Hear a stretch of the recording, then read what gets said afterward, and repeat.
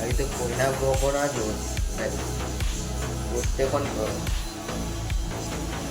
તમે એ જ વિચાર, જેમ કે મેં પણ વિચારતો હતો, 2 વર્ષ મેં આમ જ બગાડ્યા છે.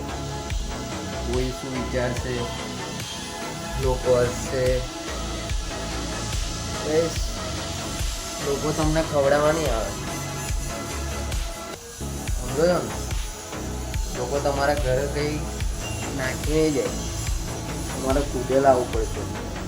એટલે લોકોનું વિચારવાનું બંધ કરો.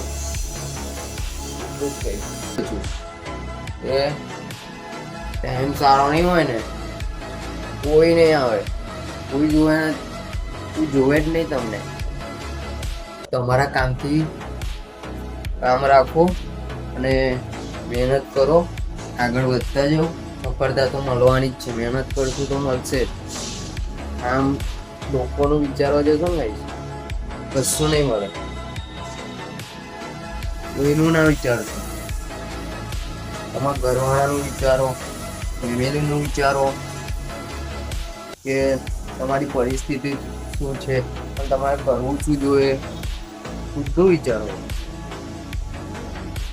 ધીમે ધીમે સમજાઈ જશે બધું.